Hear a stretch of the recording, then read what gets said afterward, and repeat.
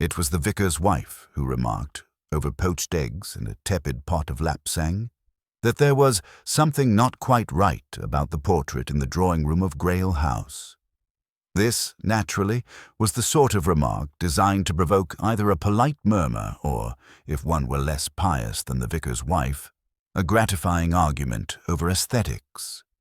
But what it provoked, in this case, was the sudden collapse of Colonel Desmond Arkwright, master of Grail House, into a distinctly final silence over his kedgeree. Lord Peter Wimsey, seated 2 places to the left and already midway through a most indifferent crumpet, glanced up just as the Colonel's spoon clattered against the china. He looked mildly interested, as if noting the unexpected landing of a pheasant in a croquet game. Then, adjusting his monocle with the practiced nonchalance of a man who finds corpses only marginally more troublesome than ill-folded napkins, he observed, "Well, dash it all, if the Colonel meant to expire, he might have done it after the coffee." I was looking forward to the coffee. There followed, as expected, a brief and indignant burst of feminine squeals and masculine spluttering, though both were rendered polite by the constraints of the breakfast table and rural manners. Mrs. Arkwright, pale as her husband's eggs, stood quivering with the faintly reproachful air of a woman whose domestic scene has gone unflatteringly off script. "Desmond," she whispered, as though he might simply be ignoring her out of pique. But Desmond Arkwright, retired from the Grenadier Guards, twice widowed and known chiefly for his trenchant letters to the Times on the matter of Sussex road conditions, remained defiantly still, his chin slack and his spoon delicately balanced upon the edge of a toast rack.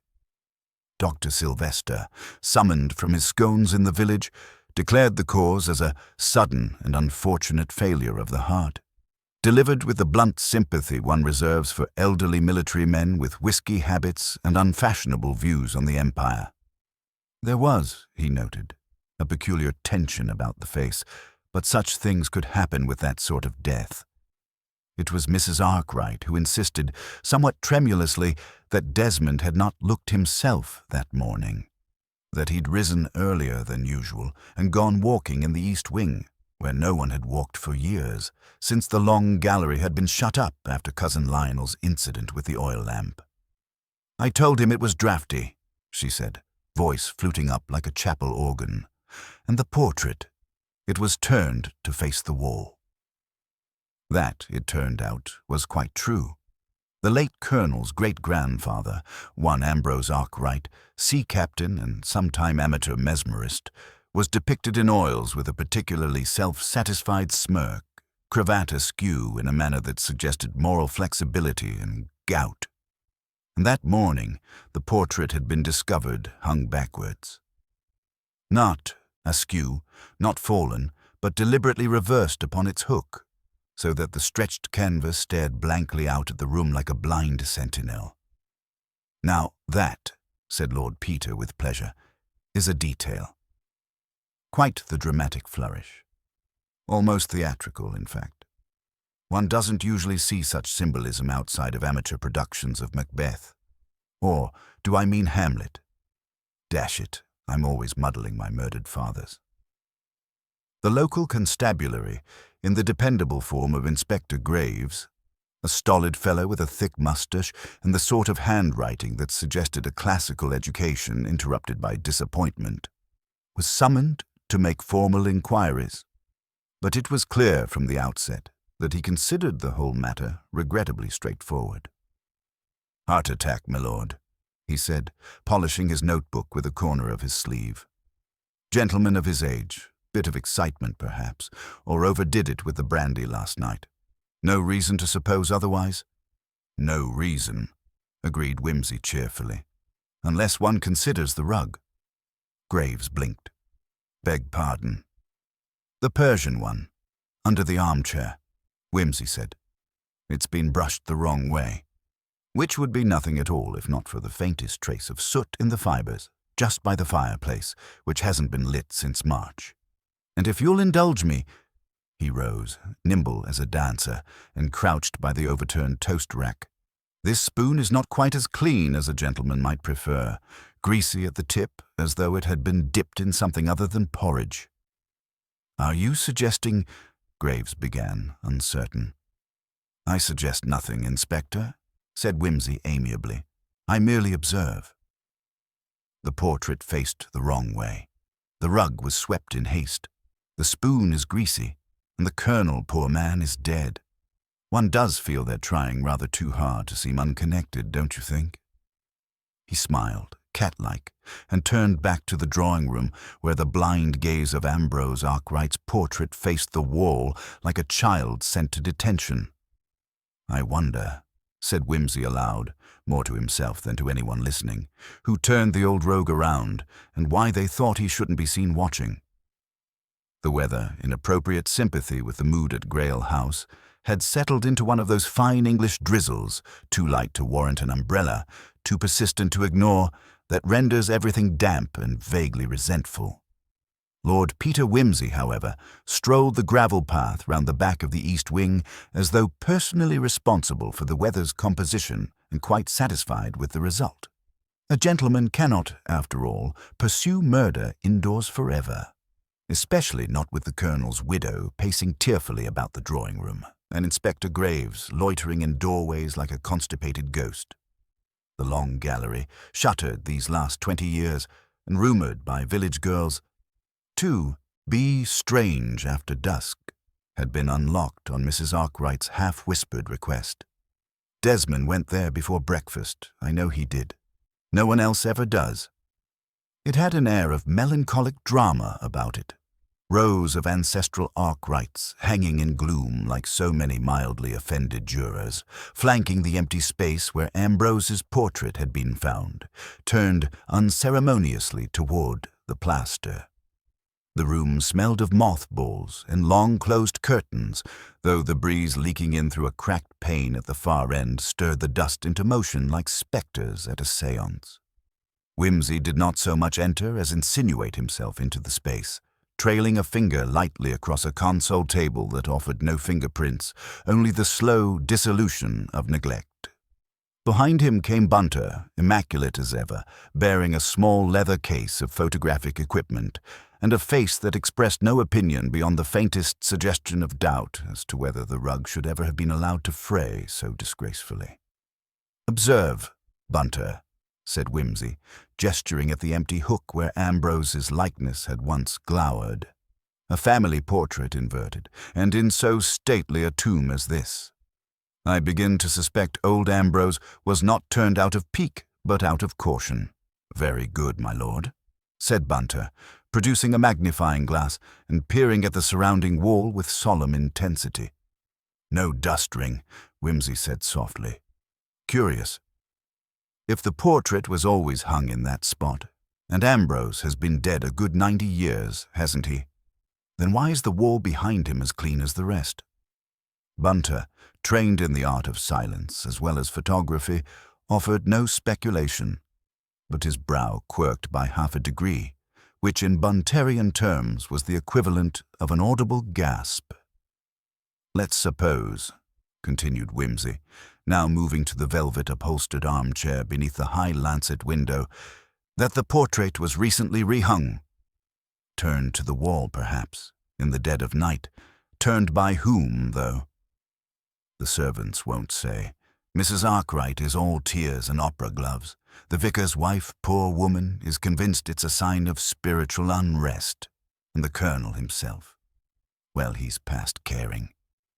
He gave the upholstery a cautious sniff. Something faint and acrid lingered, sharper than mildew, but not quite chemical.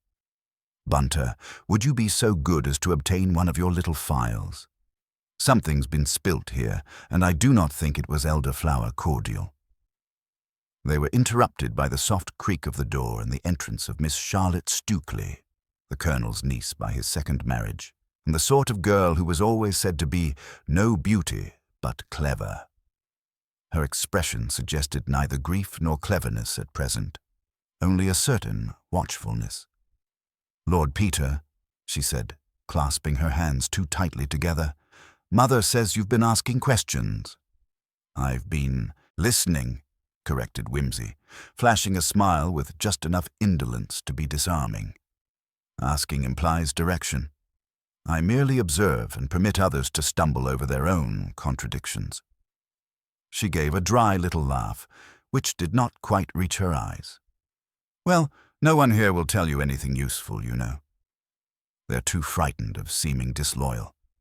Are you frightened, Miss Stuckley? A pause. No, only tired. The Colonel was not universally beloved, despite what the local paper will write. He frightened people.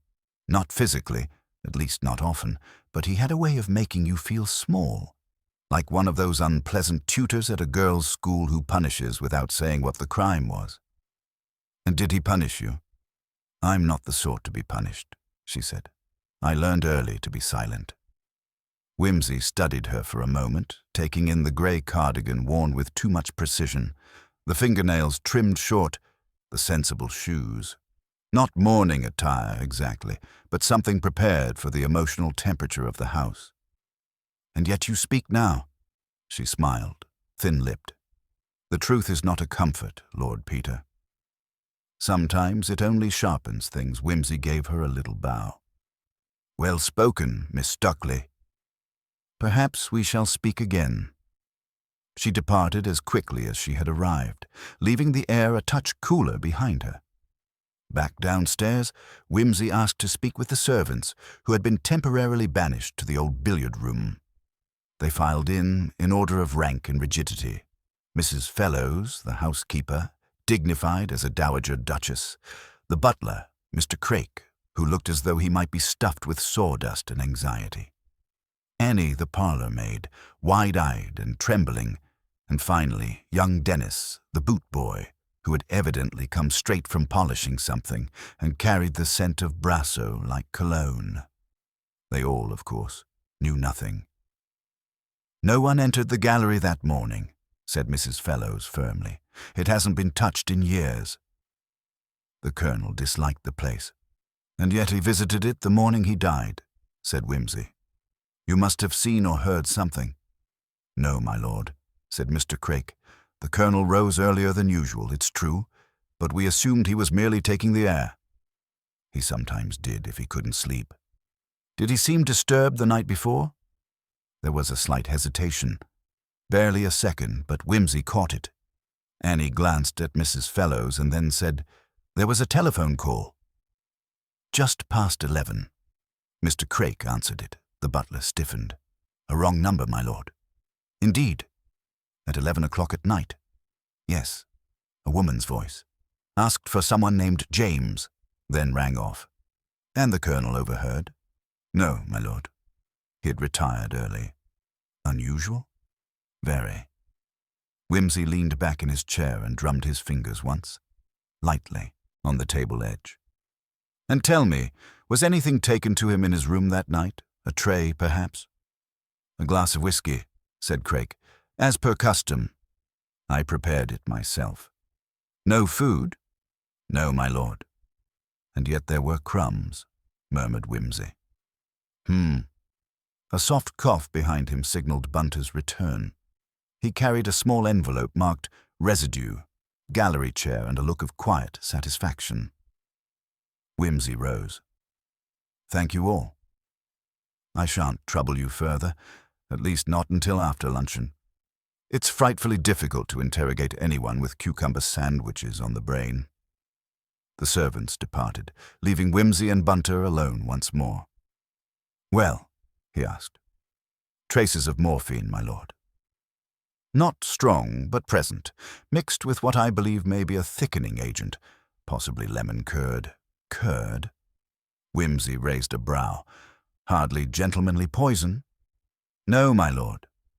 But effective in concealing bitterness. Whimsy rubbed his chin. So someone made him a little midnight snack, which he didn't ask for, with a drug he didn't need, in a gallery he never visited, and a portrait was turned to the wall so it wouldn't see. He smiled faintly, the corner of his mouth twisting up. Bunter, I believe we are being treated to a performance, a subtle one, but theatrical nonetheless. And like all theatre, it depends upon timing. deception, and a very precise understanding of the audience. Bunter gave the smallest of nods. "Let us reconstruct," Wimsey said. "Let us examine not only where the Colonel was, but where he was meant to appear to have been." The wind rattled the old glass of the long gallery, and somewhere above, a floorboard creaked. Not perhaps from footsteps, but from memory. And down in the breakfast room, the portrait of Ambrose Arkwright remained turned to the wall, its back mute and accusatory, as though it had seen far more than it ought. The morning waned, and Grail House settled into that peculiar stillness which follows a small domestic tragedy, a silence neither peaceful nor truly restful, but rather an expectant hush, as if the walls themselves were holding their breath in anxious anticipation. Lord Peter Wimsey found himself once again in the drawing-room, seated with the air of a man who knows a comfortable chair is a temporary luxury, and who delights in the finer details of discomfort. The windows were thrown wide open, allowing the damp chill of the day to mingle with the heavy scent of old leather and beeswaxed wood. The portrait of Ambrose Arkwright still faced the wall, its blank canvas back exposed like the ribs of a book long unread.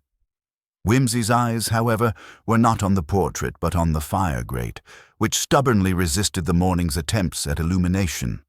The ash was undisturbed, except for a faint trace of blackened powder at the edges, hardly more than a smudge. An inconspicuous detail, yet the sort that insists upon attention. Inspector Graves was present, along with the vicar's wife, who busied herself with a dainty lace handkerchief and an expression that suggested she had rehearsed shock and concern to a particularly high degree of perfection.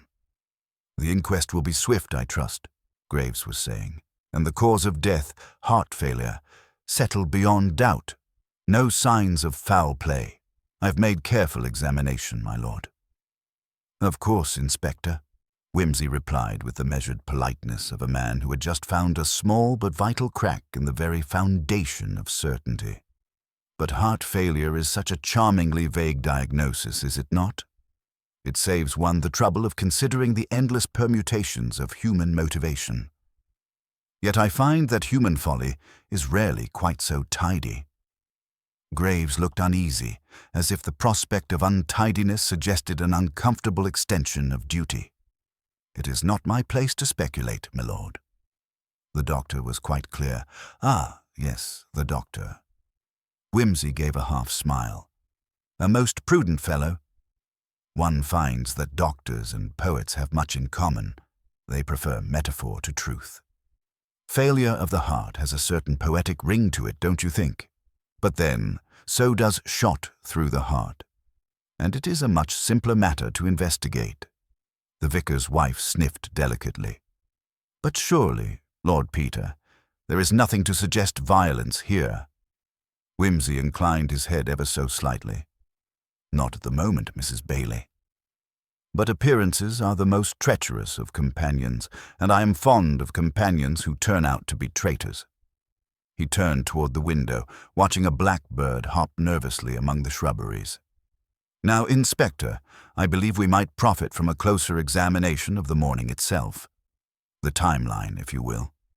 The Colonel was last seen alive shortly before breakfast, yes?" "Indeed," said Graves. "Mrs. Fellows confirmed he came down the stairs around 9. He seemed well enough, if a bit distracted." "Distracted," Wimsey repeated thoughtfully. "An interesting choice of word. Distracted by what, do you think?" "No one could say," said the vicar's wife. "The Colonel did not confide in me." "Quite. And one does not expect the departed to hold secrets, but those who remain. Ah, those are the ones to watch." He rose and approached the long gallery door, hesitating only for a moment before pushing it open.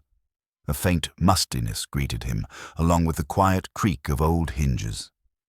He stepped inside, followed reluctantly by Inspector Graves. "The last known location of the Colonel," Wimsey remarked, sweeping his gaze along the portraits and heavy tapestries. "Now, a curious thing, Inspector. The portrait was turned around, evidently quite recently, given the cleanliness of the wall behind it. Who had access to this room last night, I wonder? Only the family and servants, said Graves. Mrs. Fellows said the doors were locked after supper and the keys kept in her possession. Locked doors are such fragile guardians, Whimsy said softly, stepping to the window and examining the latch. It was secured, but not firmly. And windows? Ah, yes, the cracked pane. Do we have any record of repairs? Mrs. Fellows, who had been summoned back and now stood in the doorway with a stiff, proper air, cleared her throat. The window's been like that for weeks, my lord. We were to have fixed it, but the carpenter's been ill. A common inconvenience, Whimsy said with a faint smile, but perhaps not so common for the local mouse population, which might find an open window most inviting. He crouched and examined the windowsill, noting faint scratches and a smudge of dirt on the floorboards. Curious. Footprints? Number. Just the imprint of something heavy, and he tapped the floor lightly. A slight depression in the carpet's nap. Surely that is nothing, said Mrs. Bailey. On the contrary, it is a vital something, Whimsy said. It suggests that someone quite recently stood here for some length of time, perhaps watching, waiting, or waiting to be watched. Graves shifted uneasily. You think the Colonel's death was no accident? Whimsy smiled his faint, enigmatic smile. I think, Inspector, that we are only beginning to understand the theatre in which we find ourselves.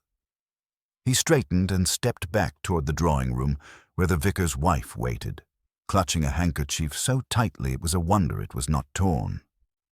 As for the portrait itself, Whimsy said, there is a certain symbolism in turning one's ancestors' faces to the wall. One might suppose it is an act of disrespect, or perhaps fear, but in this case, I suspect a more practical purpose. He gestured toward the empty frame hook. To hide the eyes. There was a beat of silence. Hide the eyes, repeated Mrs. Bailey aghast. Yes, eyes see more than faces.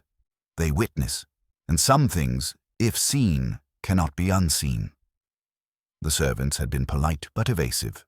Mrs. Fellows was resolute in her denial of any knowledge. Mr. Craik was visibly nervous. Annie seemed eager to please but withheld as much as she offered, and Dennis the boot boy, young and impressionable, glanced toward the door as if rehearsing an escape. Whimsy's methodical approach meant he left no corner unturned. He requested, quite casually, to inspect the Colonel's personal study, an order which was obeyed with a mixture of reluctance and deference. The study was a small room, dark with walnut paneling, its shelves crowded with leather-bound volumes and a scattering of naval memorabilia. A faint trace of cigar smoke lingered in the air, mingling oddly with the scent of lavender polish. On the desk lay a folded letter, unopened, bearing the seal of an unfamiliar crest. Whimsy picked it up, weighing it in his hand, eyes narrowing slightly. Who delivers letters unopened, I wonder, he murmured. Mrs. Fellows appeared behind him, clearing her throat. That came this morning, milord. The Colonel had not yet read it. Whimsy carefully broke the seal. The letter was brief, typed in a formal hand, and contained a terse invitation to a meeting at the vicarage the very evening before the Colonel's death. An appointment, he said, to discuss urgent family business. Intriguing. And you'll want to know who sent it, Graves said. Yes, I will, Whimsy agreed. But first, let us turn our attention to the morning of the Colonel's demise. He drew from his pocket a small pocket watch and began to recount the timeline, asking pointed questions of those present.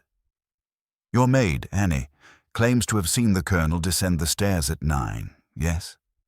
Yes, my lord, said Annie. And yet the kitchen clock was last wound the previous evening and stopped at 8:30. The vicar's wife blinked. But surely the clock's being stopped means nothing. Everyone has a watch. True, said Whimsy. But one must then ask, did the Colonel's watch agree with the kitchen clock? Annie hesitated. I don't know, my lord. And did anyone else note the time? Mrs. Fellows shook her head. The servants use their own watches, which, as I recall, have been known to differ by several minutes, said Wimsey. And where was Mr. Craik at 9 o'clock? Preparing breakfast, my lord. Alone? Mrs. Fellows was in the scullery. Did anyone hear the telephone call Annie mentioned last night? Only Mr. Craik, said Mrs. Fellows. And you say it was a wrong number? Yes, my lord. Wimsey tapped his fingers thoughtfully on the desk. I do not believe it was a wrong number. Rather, a message poorly concealed, and one that coincided suspiciously with the colonel's unrest. The gathering was silent for a moment, the weight of those words settling like dust. Wimsey's gaze flickered to the window again, as if seeking answers among the skeletal branches of the garden's ancient yews. A letter unopened, a call unanswered, a portrait turned away from the room's eye, each a fragment of a larger design. A design meant to hide something deeper than we yet imagine. He glanced up, eyes sharp with mischief and something colder beneath it. I suspect that before the day is done, the invisible will become visible and the quiet will speak with unmistakable clarity. Inspector Graves looked decidedly less comfortable, and even the vicar's wife found herself glancing anxiously toward the door. Wimsey smiled thinly. And I, dear friends, intend to listen. As the afternoon shadows lengthened and the house creaked with the slow settling of secrets, Lord Peter Wimsey prepared himself for the next act. The delicate unspooling of lies, the patient gathering of truths, and the inevitable reckoning to come. For the portrait might face the wall, but it was never truly blind, and neither, he thought, was the keen eye of Lord Peter Wimsey. As dusk fell over Grail House, the weight of silence deepened. The house, with its heavy drapes and shadowed corners, seemed to hold its breath once more, awaiting the inevitable unraveling. Lord Peter Wimsey, having taken a brief respite in the library to peruse the colonel's scattered papers, rejoined the household in the drawing-room, where the assembled party awaited his next observations with varying degrees of anticipation and apprehension.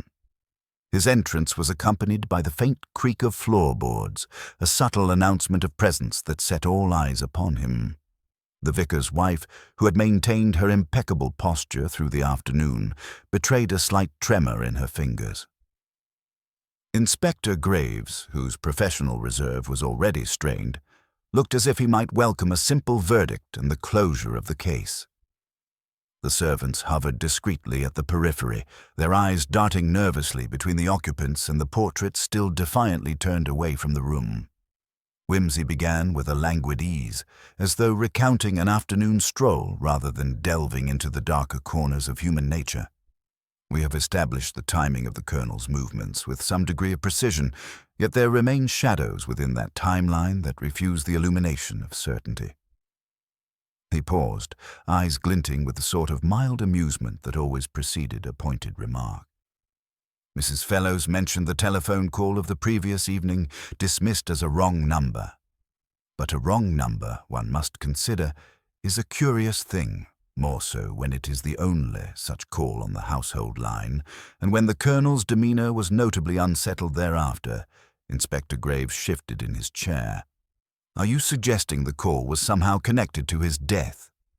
Not directly, Inspector, but it is a thread, and every thread, when pulled, unravels the fabric of assumption. The vicar's wife interjected hesitantly, but the colonel was known for his military discipline and punctuality. If something had truly disturbed him, surely one of us would have noticed.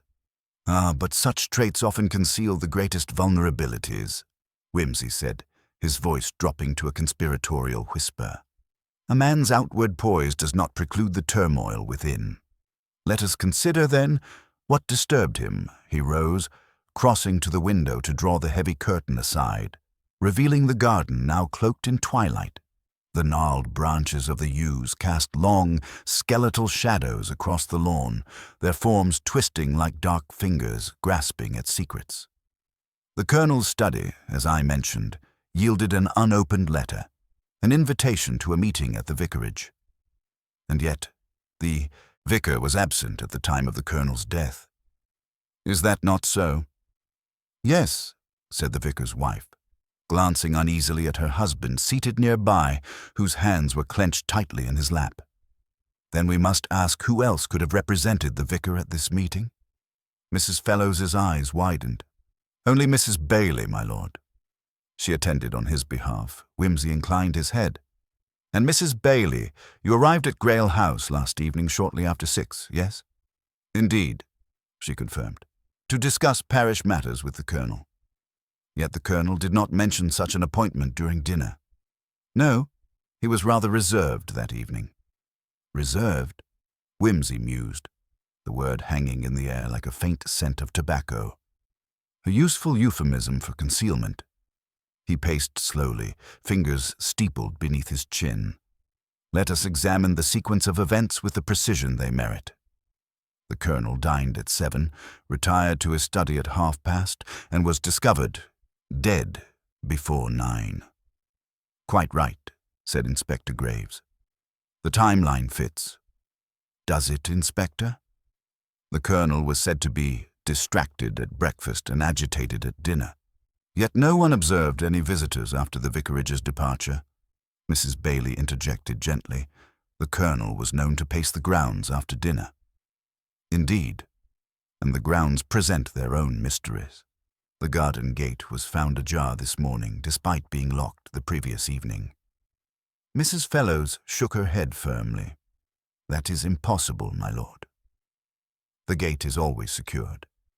Impossible things do, however, occur in houses such as this, Wimsey replied with a dry smile, especially when human nature is involved. He turned toward the inspector. I would like to visit the garden gate and examine its mechanism. The group moved toward the door, the vicar's wife clutching her handkerchief with renewed tension. Outside, the evening air was cool and carried the faint scent of rain yet to fall. The garden gate stood slightly ajar, a subtle invitation, or perhaps a warning. Wimsey crouched to inspect the latch, his gloved fingers tracing the worn wood. See here, Inspector. The lock is of a simple design, easily manipulated, yet the gate bears no sign of forced entry. He glanced up, which suggests that the gate was left open deliberately. By whom and for what purpose remains to be discovered. As he straightened, a faint sound drifted from the house, a distant clock chime marking the half-hour. Wimsey's eyes narrowed. Clocks, he muttered, always the betrayers of secrets. Back inside, the Colonel's personal study awaited, silent and somber. Wimsey resumed his scrutiny of the papers, seeking the invisible ink of human intention behind the printed words. There is one final point, he said, producing a small folded note from the letter's envelope. It bore a cryptic phrase, "Look beyond the face." Inspector Graves frowned. What do you make of that? A warning, perhaps? Or a hint? The portrait, the letter, the call, the gate, they form a mosaic. Each fragment alone seems trivial, but together they construct a tableau of concealment. He paused, eyes alight with sudden clarity. I believe the Colonel knew his life was in jeopardy and sought to communicate this in a manner subtle enough to evade his would-be assailant. Mrs. Bailey's voice trembled slightly. But who would want to harm the Colonel? He was respected, even admired. Respect and admiration, my dear lady, are not always shields against envy, fear, or desperation. Sometimes they serve only to provoke. Wimsey's gaze swept the room, settling finally on the portrait still turned from view.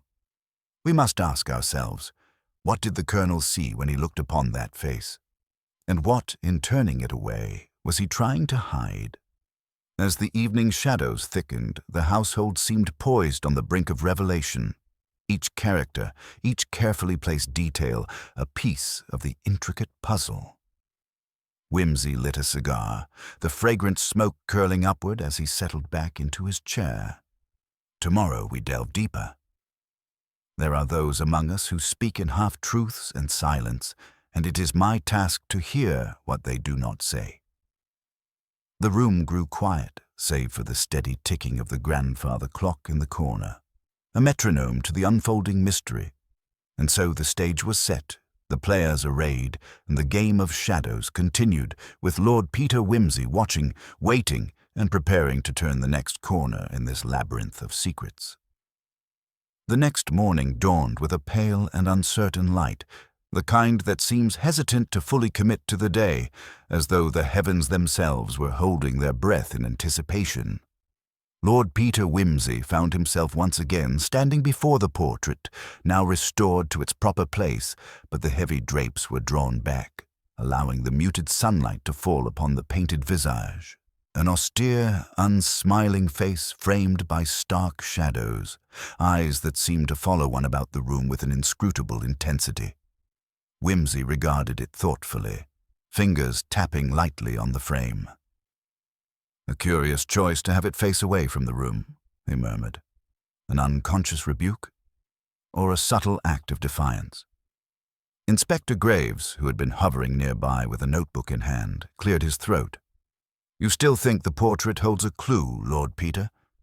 "Not the portrait itself, but the act of turning it away, Inspector," Wimsey replied, his eyes narrowing. "It is a statement, albeit one in a language of silence." The household was gathering in the breakfast room, the atmosphere taut with unspoken questions and half-formed theories. Mrs. Fellows moved gracefully among the tables, her demeanor that of a woman who would prefer to be anywhere, but here, yet compelled by a sense of duty, or perhaps curiosity, to remain. Wimsey seized the opportunity to resume his inquiries. "Mrs. Fellows, you mentioned yesterday the Colonel's habit of pacing the grounds after dinner. Were you able to discern whether this was a solitary ritual, or if he was sometimes joined by others?" She hesitated, a faint blush coloring her cheeks. "He was often alone, my lord, though sometimes Miss Agnes would accompany him." It was said to be a time for reflection. Reflection, Wimsey echoed, an excellent pretext for concealment. "Did the Colonel ever receive visitors in the garden after dark?" Mrs. Fellows looked away. "Not that I am aware, my lord. Though there were occasions when the vicar himself was present, particularly on Sunday evenings." "Ah, the vicar again," Wimsey mused, "whose absence during the crucial hours has, quite rightly, not escaped my notice." The vicar, sitting stiffly at the end of the table, cleared his throat. "I assure you, Lord Peter, my absence was due to parish duties in the town. I returned late in the evening, long after the Colonel's unfortunate demise." "Indeed," Wimsey said, arching a brow. Yet the letter inviting the Colonel to the vicarage implied a meeting that, as Mrs. Bailey confirmed, was to be attended by her in your stead. A curious arrangement, would you not agree? The vicar's jaw tightened, but he said no more. Wimsey turned to Mrs. Bailey, who sat demurely beside him, fingers entwined in her lap. "Mrs. Bailey, I must ask again. Were you indeed the sole attendee for the vicar at this meeting?" "Yes, my lord." The vicar was called away unexpectedly, and I was asked to represent him and the meeting itself. Did it concern the parish or something more personal?" Mrs. Bailey hesitated before replying. There were questions about the estate's charitable contributions and some concerns about the Colonel's recent behavior. "Concerns?" Wimsey's voice dropped to a gentle probe. "Might you elaborate?" The woman swallowed nervously. There were rumors, whispers among parishioners, that the Colonel was not the man he once was, that he had grown. Erratic Wimsey's gaze flicked to Inspector Graves, whose pen paused mid-scratch. "Erratic in what manner?" "Unpredictable, my lord. Sometimes distant, sometimes irritable. It was whispered he might have been struggling with his health, or his mind." "Health or mind," Wimsey repeated, thoughtfully. "A distinction with profound implications. I wonder, Mrs. Bailey, did you observe any physical ailments?" "No, my lord. But the Colonel did seem weary, and his eyes, well, there was a certain haunted look." The vicar shifted uneasily. These are dangerous insinuations, Mrs. Bailey. The Colonel was a man of honor and dignity. Honor and dignity are not immune to decline, Whimsy remarked quietly.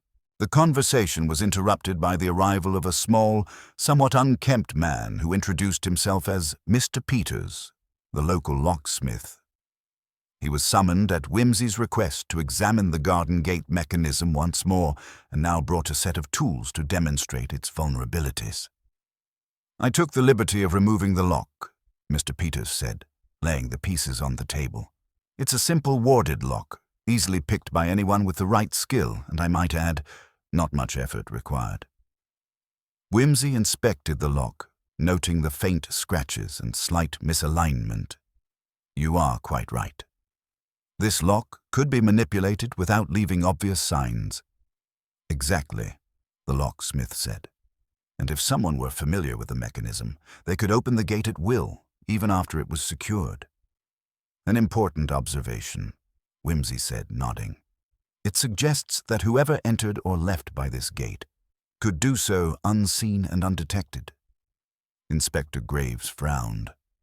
"But that still doesn't explain the Colonel's death. If the gate was left open deliberately, it could be a distraction, or a means to an end," Whimsy replied. "We must consider the possibility that the gate was left ajar to implicate an outsider, or to provide cover for a planned exit." His eyes flicked to the vicar, who had grown visibly more uncomfortable as the discussion progressed. And yet, the vicar's absence remains unexplained. Before the vicar could respond, a sharp knock interrupted the room's uneasy stillness. A servant entered, bearing a small parcel addressed to the Colonel. Whimsy took it carefully, noting the lack of a postmark or return address. He broke the seal and withdrew a folded sheet of paper. The handwriting was neat, precise, but the message itself was cryptic. "The truth lies where the face does not look. Beware the shadow that walks beside you." A collective murmur rippled through the room. The vicar paled. Whimsy's eyes glinted with renewed interest. A message left by the Colonel's hand, or a final warning from his assassin? The inspector folded his arms. "Either way, it confirms that the Colonel feared a hidden threat." "Indeed," Whimsy said.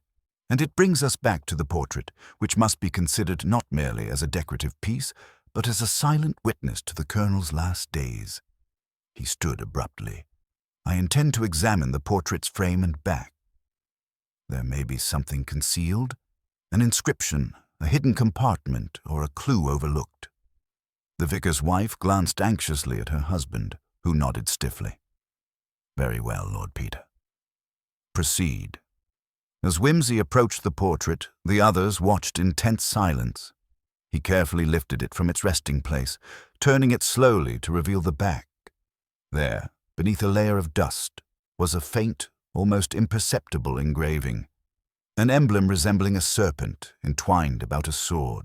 "A family crest, no doubt," Whimsy observed, "but also a symbol of protection, or perhaps warning." He ran a finger along the frame's edge, feeling for irregularities. Near the top corner, his touch met a slight depression, a hidden latch. With a deft movement, he released it, and the back panel swung open like a door, revealing a small cavity. Inside lay a folded photograph, yellowed with age, and a worn, leather-bound journal. The photograph depicted the Colonel in his youth, standing beside a woman whose face was obscured by shadow, the two figures positioned such that the woman's gaze was deliberately averted. Whimsy's voice was low and contemplative. Another face turned away. He opened the journal carefully, pages crackling with the weight of forgotten time. The entries spoke of duty and sacrifice, but also hinted at secrets best kept hidden. Mentions of a scandal, a broken engagement, and a betrayal that seemed to haunt the Colonel to his last breath. The room felt colder, as if the past itself had seeped into the present. Whimsy closed the journal gently and replaced the portrait, now restored to its rightful face, but heavy with newfound significance. He turned to the assembly. "We are dealing with a man tormented not just by external foes, but by ghosts of his own making. The question remains.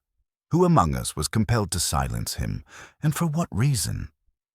The game had advanced beyond mere speculation.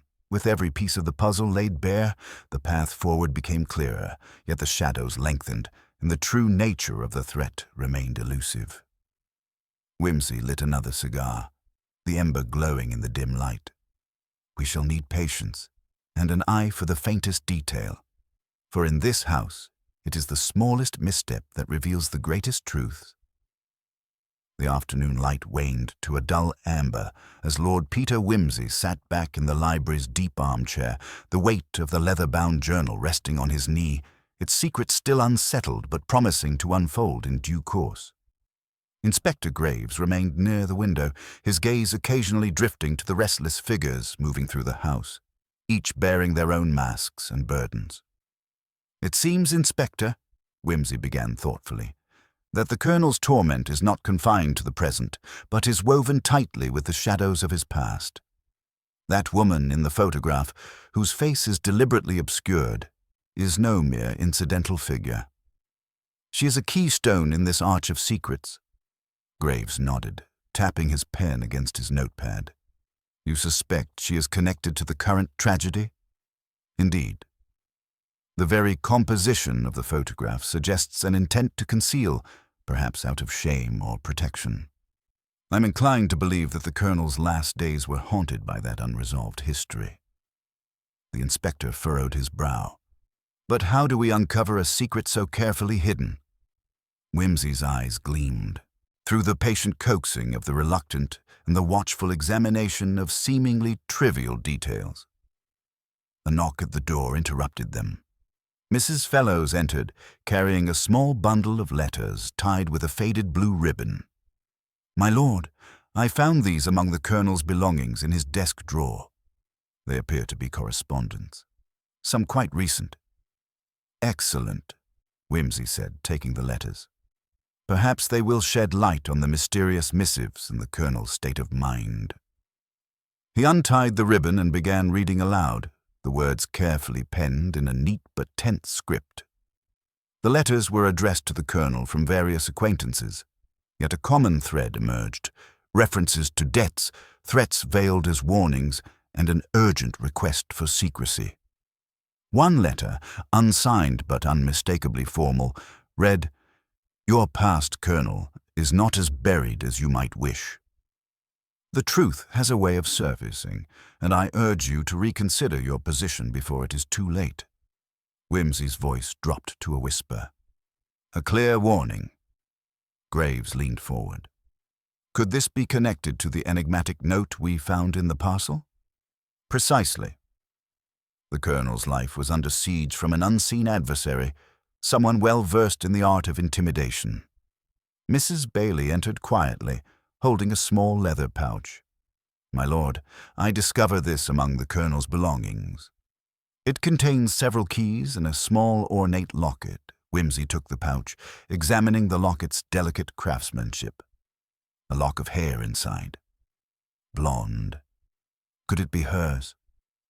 He turned the locket over, noting an inscription faintly engraved, "For memories better left in shadow." Memories, indeed, Wimsey mused. The Colonel was a man burdened by ghosts, real and imagined. The door opened once more to reveal Agnes, the Colonel's niece. Her composure was fragile, but her eyes held a steely resolve. "Lord Peter, may I speak freely?" "By all means, Miss Agnes. Your insights may be crucial." She took a seat, hands trembling slightly. "The Colonel confided in me, briefly about a woman from his youth. Someone he loved but lost to scandal and silence. He feared her return would unravel everything. Did he say who she was?" "No, only that her name was not to be spoken aloud, lest it summon shadows best left undisturbed." Wimsey nodded slowly. "The woman in the photograph, then, may well be that forbidden figure." "Indeed," Agnes replied. "And the recent letters, perhaps threats, were attempts to coerce the Colonel into silence." "Or worse," Wimsey said grimly, "to bring about his demise." The group sat in reflective silence, the weight of half-revealed truths pressing upon them. The house seemed to creak under the burden of its own secrets. Whimsy rose and paced toward the window, gazing out at the encroaching dusk. We must now turn our attention to the timeline once more. The Colonel's movements, the visitors, and the alibis must be scrutinized with renewed vigor. He retrieved a notebook and began to sketch a rough timetable.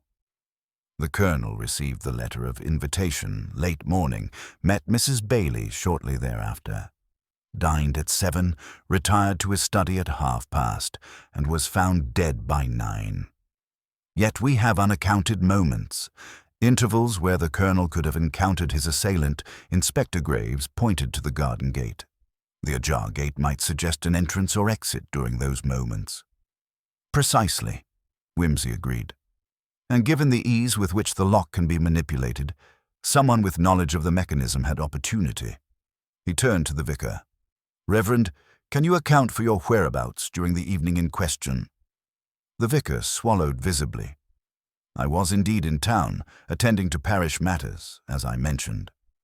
I returned after 9. Could anyone vouch for you?" "My assistant, yes. She saw me depart." Whimsy noted the answer. "And yet the invitation was addressed to you, and Mrs. Bailey attended in your place. Were you aware of this arrangement?" The vicar's gaze dropped. "Yes, but it was made without my knowledge. An unfortunate oversight. An oversight that warrants further inquiry." As evening settled, the household gathered once more in the drawing-room. Whimsy took his place near the hearth, the flickering flames casting shadows that danced like spectres across the faces of his audience. "We are nearing the heart of this mystery," he began.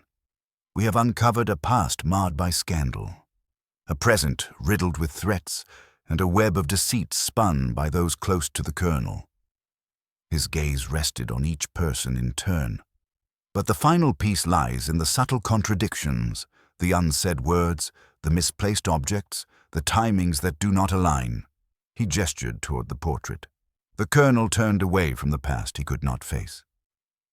"Yet it is that very past which has returned to claim him."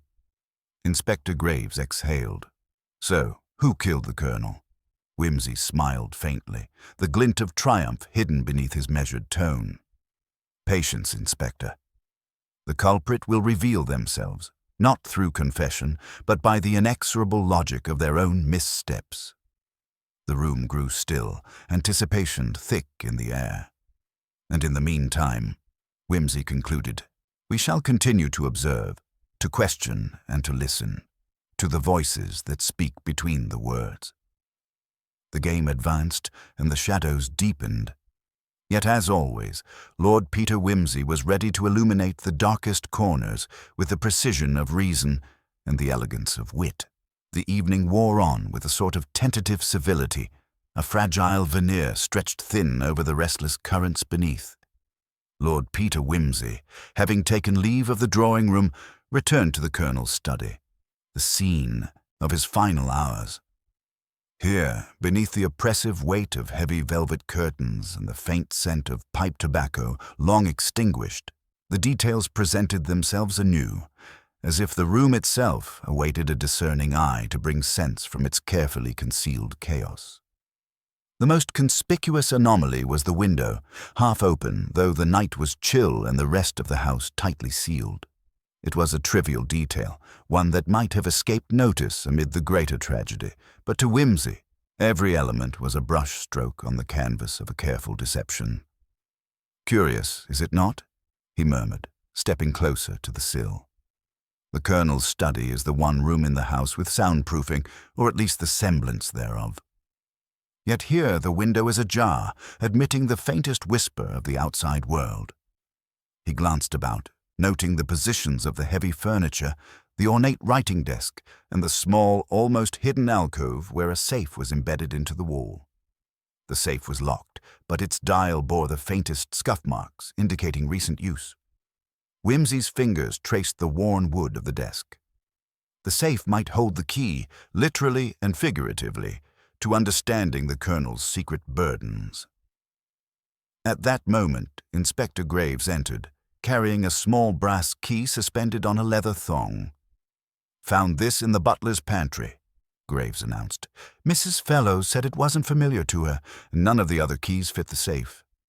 Whimsy's eyes lit. A rare piece of luck, or a planted clue?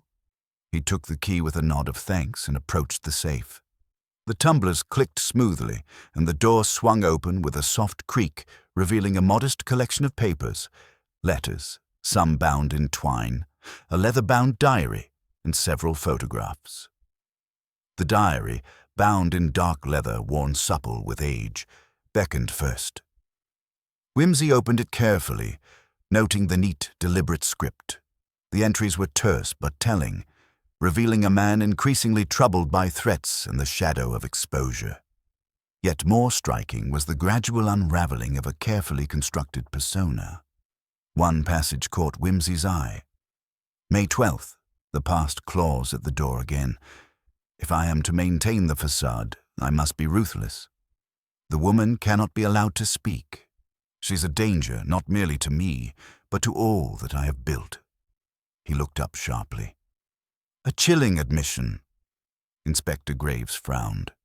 This woman, she is clearly the fulcrum upon which the Colonel's fate balanced. But who, precisely? "Not so easily answered," Whimsy replied. "The photographs may offer a clue." He lifted a small, faded picture, the edges curling like autumn leaves. It depicted a young woman in a theatrical costume, her expression both haunting and proud. On the back was scrawled a single word, Elspeth. Could this be our elusive figure? Whimsy pondered aloud. A woman from the Colonel's youth, perhaps, or a player in the drama that led to his undoing. Graves tapped the photograph. "I recall mention of a Miss Elspeth Crawley from the village records. A performer of some repute who vanished mysteriously some years ago. An intriguing coincidence," Whimsy mused. "It seems the Colonel's past may be more entwined with the village than we imagined." He carefully gathered the papers and diary, pocketing the key. "We must consult the household once more. There is a web here, and the threads are beginning to reveal their pattern." Back in the drawing room, the atmosphere had shifted. The household, though outwardly composed, was palpably tense. Mrs. Bailey's eyes darted nervously. Agnes seemed withdrawn, and even the vicar appeared unsettled. Whimsy addressed them with his usual blend of arch charm and incisive wit. "Miss Agnes, might I impose upon you once again? The mention of Miss Elspeth Crawley requires your insight. Do you recall any mention of this name in the Colonel's conversations?" Agnes hesitated, fingers twisting the silver locket. "Only in passing, my lord." The Colonel never spoke freely of his youth, but there was talk, whispered among the staff, of a scandal involving Elspeth. Something that forced her to flee. Scandal, yes, Whimsy agreed. A word often used to cloak deeper truths. "Mrs. Bailey, might you shed light on this?" The housekeeper cleared her throat. Elspeth was said to be the Colonel's first love, though no one dared say so outright. There were rumors of an engagement broken off, and a child. No one ever confirmed it. She disappeared after a quarrel with the Colonel's family, and the subject was swiftly closed.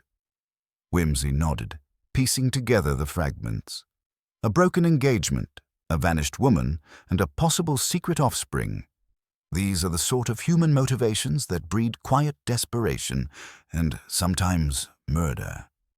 Inspector Graves interjected, "But if Elspeth was gone for years, how does she connect to the recent threats and the Colonel's death?" "Ah, the crux of the matter." Whimsy smiled thinly. "Miss Agnes mentioned the Colonel feared her return. Perhaps she did, or perhaps someone else wielded her name as a weapon." His gaze settled on the vicar.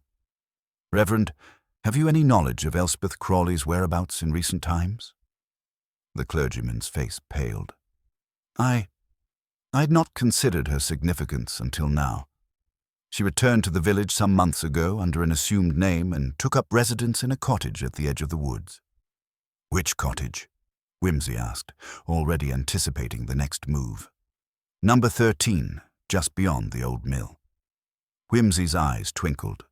Then we have our destination.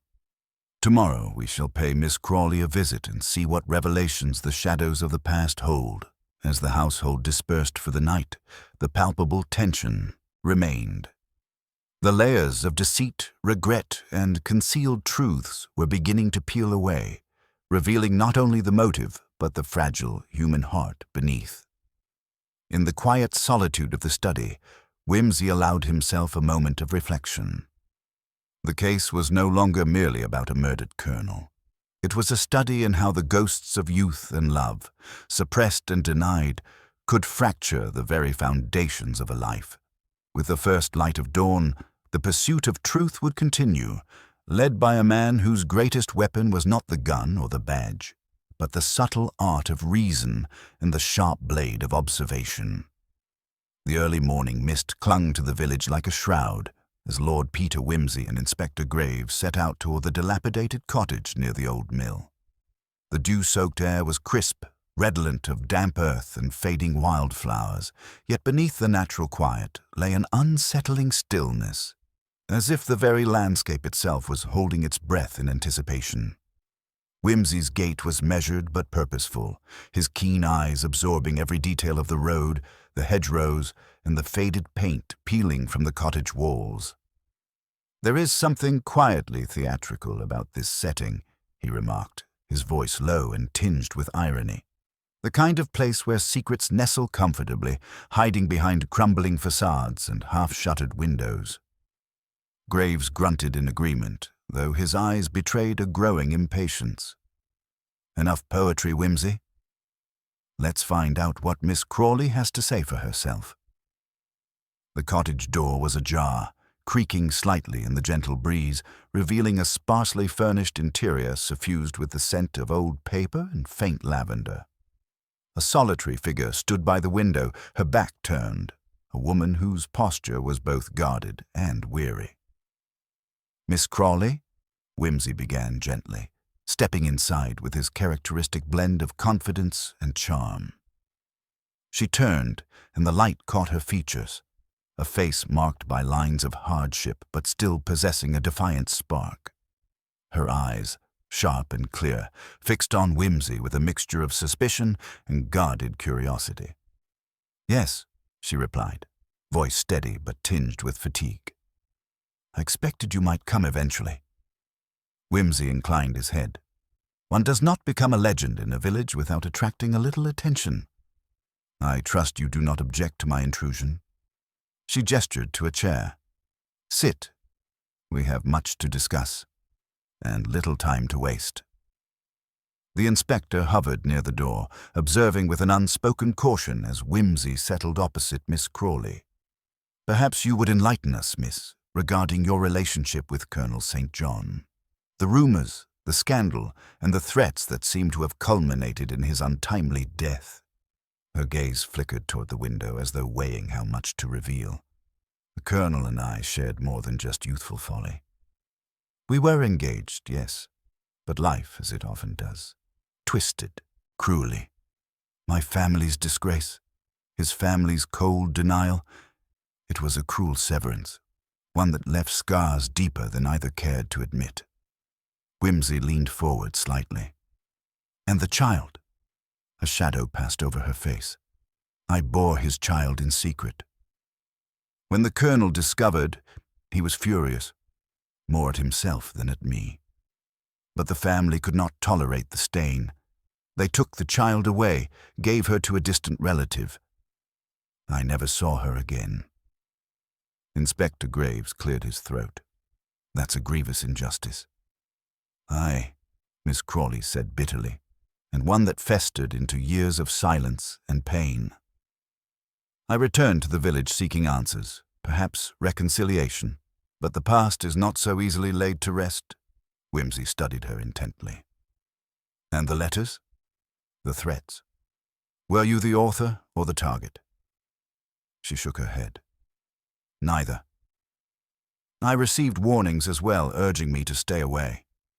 Someone wanted the past to remain buried, no matter the cost." "Who, then?"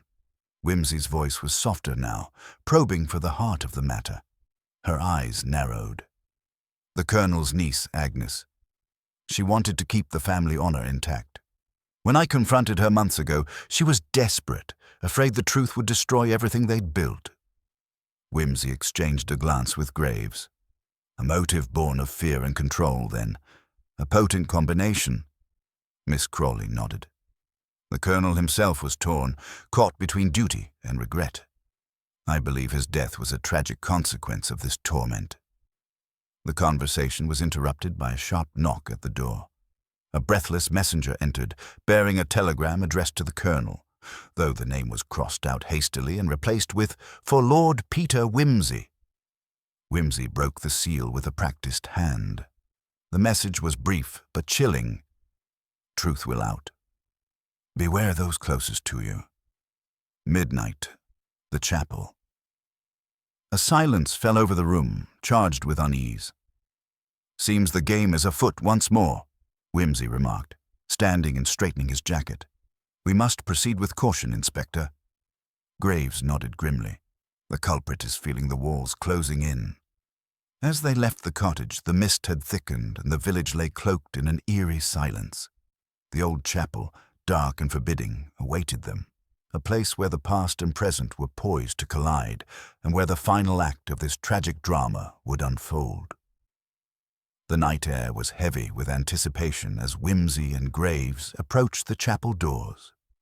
Inside, the flicker of a solitary candle illuminated the nave, casting long, quivering shadows. They paused, listening to the faint creak of floorboards, signs that they were not alone. A figure emerged from the gloom, a woman draped in a dark cloak, her face obscured beneath a hood. Her voice, when she spoke, was calm yet edged with defiance. "Lord Peter Whimsy," she intoned, "you've come far in your pursuit. But some truths are best left undiscovered." Whimsy's tone was steady, his eyes never leaving the woman's. "On the contrary, madam. Truth is the only light that can dispel the shadows of suspicion and fear." With a sudden movement, the woman pulled back her hood, revealing the unmistakable features of Agnes St. John. Her face was pale, her eyes blazing with a mixture of anger and desperation. "Why, Agnes? Why this farce?" Whimsy asked quietly. She laughed, bitter and hollow. "Because some secrets demand sacrifice. The Colonel's death was necessary to protect the family, to protect our name. And the threats," Graves pressed, "deceptions to mislead you, to buy time. I never intended to harm him, but once the path was set, it could not be undone." Whimsy regarded her coolly. "Yet you underestimated the power of observation and reason." The tension in the room was palpable as Agnes's resolve faltered. She stepped back, eyes darting toward the chapel's entrance as footsteps echoed from the corridor. Reinforcements had arrived. As the constables moved in, Agnes made one last, defiant statement. "You may imprison me, but the rot runs deeper than one woman. The past will not be so easily buried." Whimsy turned to Inspector Graves. "The final reckoning is near, but the undercurrents of human frailty and desperation will continue to ripple beyond this night."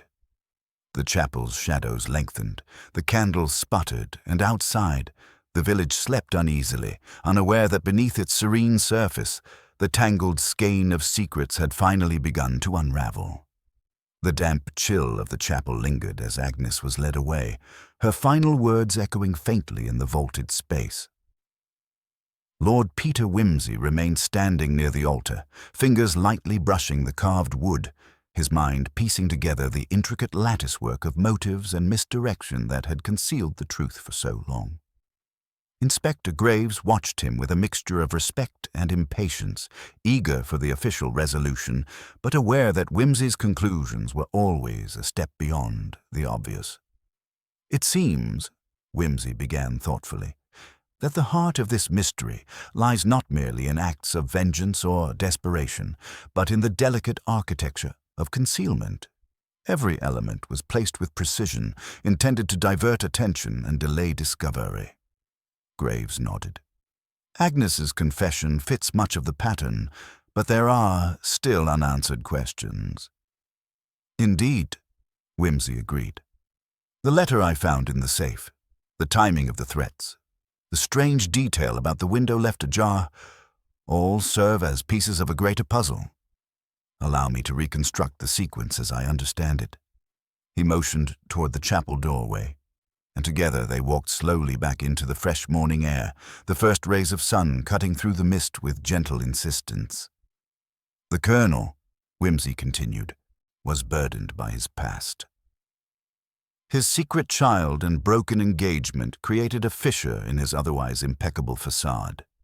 Agnes, his niece, motivated by loyalty to family honor, sought to suppress this truth, perhaps even to protect her uncle from the ruin she believed would follow.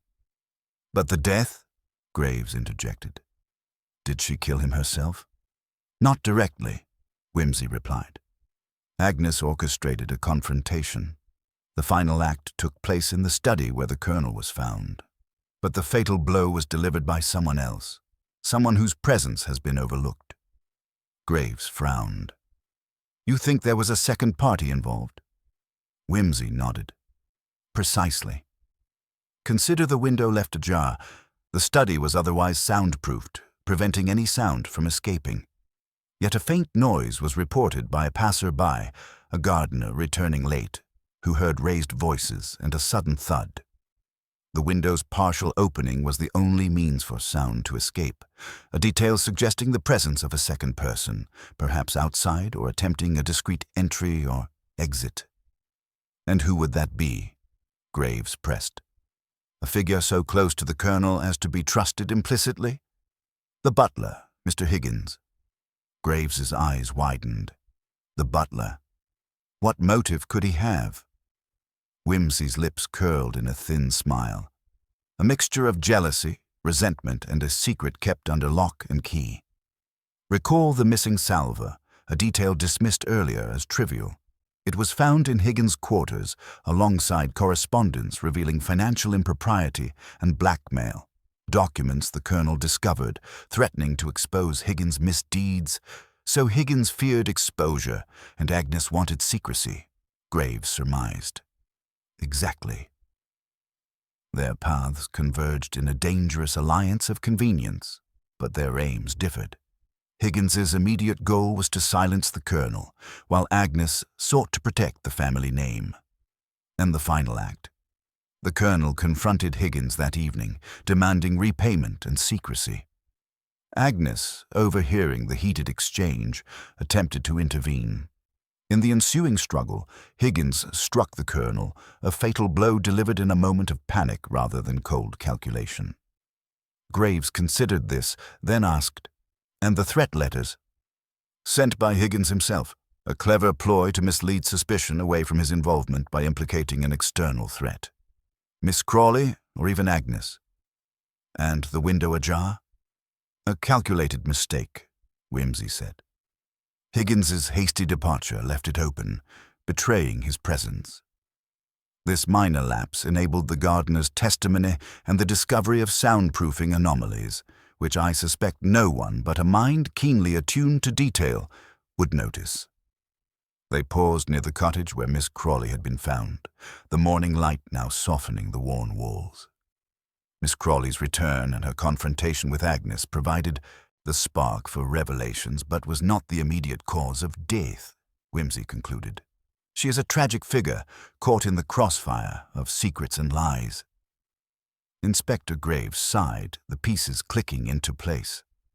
So the crime was one of desperation, layered with deception, but grounded in human failings, fear, loyalty, and the wish to control legacy. Wimsey's eyes gleamed with a satisfied glint. Human nature, Inspector, often creates the most complex puzzles. It is our duty to unravel them with patience and precision. As the village stirred to life around them, the detective and the inspector prepared to present their findings. The tangled skein of motives and actions had been teased apart, revealing the uncomfortable truth concealed beneath polished veneers and social niceties.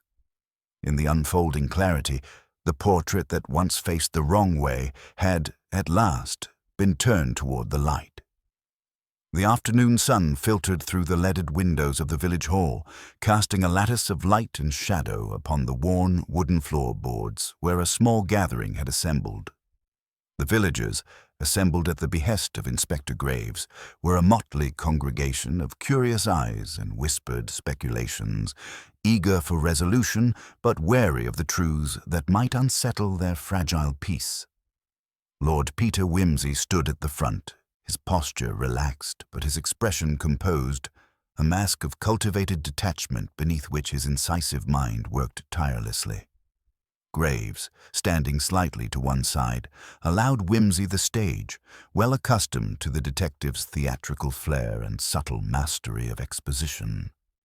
"My friends," Wimsey began, voice carrying with effortless authority, "we have been embroiled in a web of secrets, spun not from malice alone, but from human frailty, love, fear, loyalty, and regret. The death of Colonel St. John, which has so unsettled your community, is a tragedy not born of the supernatural, nor of caprice, but of the very real and very complicated nature of the human heart." He paused, allowing the room to absorb the gravity beneath his polished tone. "We have established that the Colonel's hidden past, a secret child and a broken engagement, cast long shadows over his final days.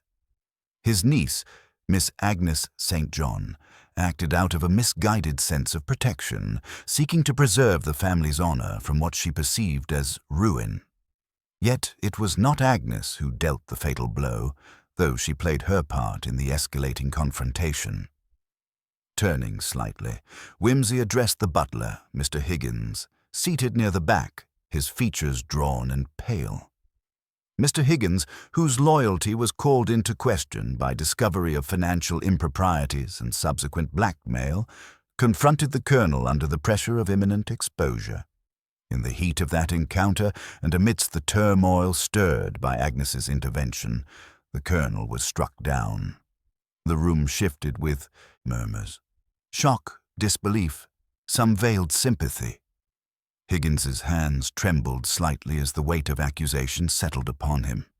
The seemingly innocuous detail of the window left ajar in the study, Wimsey continued, which might have appeared a mere oversight, was in fact the crucial clue. It allowed the escape of sound that alerted the gardener and revealed the presence of a second party. A lapse in an otherwise carefully staged deception, Wimsey's eyes swept the room, lingering momentarily on Miss Crawley, who sat quietly toward the front, her gaze steady but sorrowful. Miss Crawley, who returned seeking reconciliation and truth, found herself caught in this tragic weave of events, unjustly implicated by threats. Sent in an attempt to divert suspicion, Inspector Graves stepped forward, nodding to Wimsey.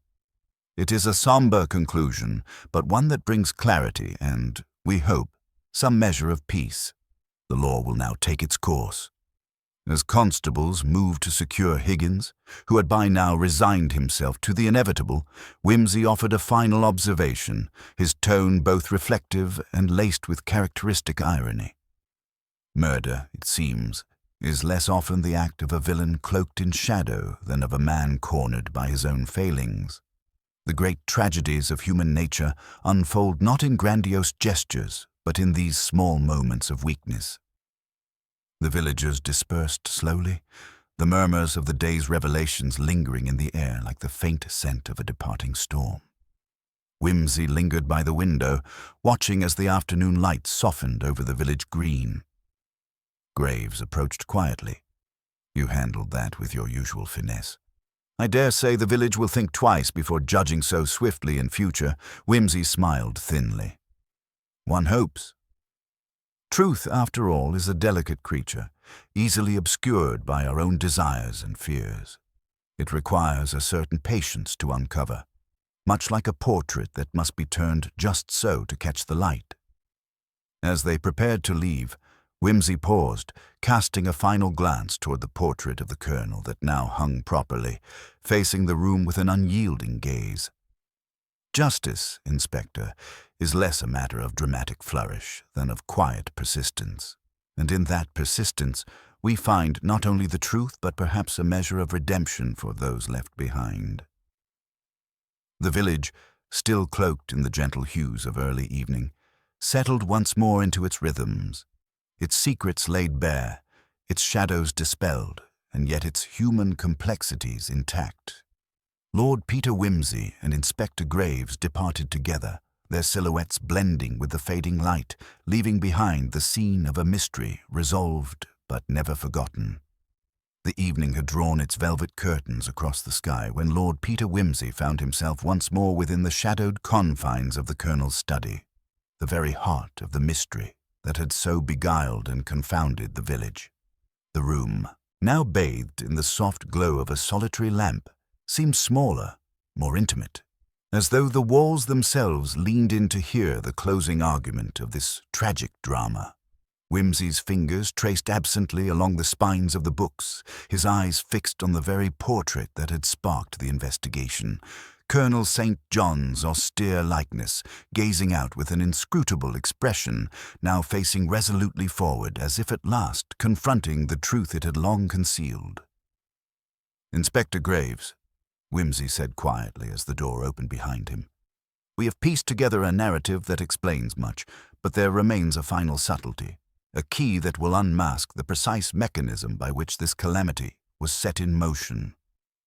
Graves stepped inside, his gaze steady and expectant. "The affair of the missing salver," Wimsey began, though seemingly trivial, was in fact a linchpin. Its absence from the sideboard was noted by none but those whose attention to detail exceeds the ordinary, myself included. The salver was not merely misplaced, but deliberately removed and hidden, to obscure the transfer of an object critical to the unfolding events. Wimsey pulled from his pocket a small folded letter, its edges worn and creased. Found in Mr. Higgins' quarters, alongside incriminating correspondence, was this note, penned in the Colonel's hand but concealed beneath layers of secrecy. It contains the Colonel's ultimatum to Higgins, an insistence on repayment, and a threat of disclosure. The inspector's brow furrowed. And yet the Colonel's death was instantaneous, not drawn out over negotiations. "Precisely so," Wimsey replied.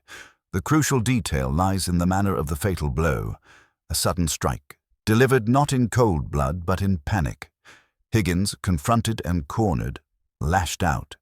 Agnes, believing to protect her uncle's honor, intervened, but unwittingly escalated the confrontation." Wimsey's gaze sharpened. "And the soundproofing? The open window? An oversight by Higgins in his haste to conceal the crime," Graves murmured. "Indeed. The window's ajar state allowed the gardener to overhear the final, fatal altercation. But there is one more subtlety," Wimsey added, lowering his voice. Graves leaned forward. "The portraits on the walls. The one facing the wrong way was not an accident, but a deliberate signal, a mark of the Colonel's own unease, perhaps even a silent plea to those astute enough to notice. The Colonel lived surrounded by secrets, and this was his only outward admission of discord within his household." A faint smile touched Wimsey's lips. In the end, it was not merely the physical evidence, but the psychological landscape, jealousy, guilt, and loyalty, that created the fatal tableau. He turned toward the inspector. "Justice will be served, of course, but let us not forget the human cost behind these rational conclusions. Mr. Higgins's flight from the village last night, the confession of Agnes, and the sorrow of Miss Crawley all remind us that beneath the mask of civility lies a complex web of human frailty." Graves nodded solemnly. "A sad denouement, but a necessary one." Wimsey inhaled deeply, the faint scent of pipe tobacco drifting from his pocket.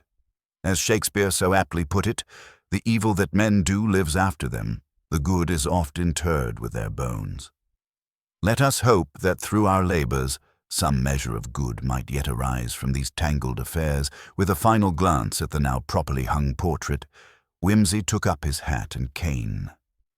As he stepped into the crisp night air, he cast one last look back, the faintest glimmer of irony in his eyes. Justice, Inspector, is a curious thing, delivered not with fanfare, but with the quiet precision of a well-turned portrait. And with that, I believe our task here is complete. Together, they walked into the gathering darkness, leaving behind a village forever changed, its secrets unveiled, and its peace restored. For now.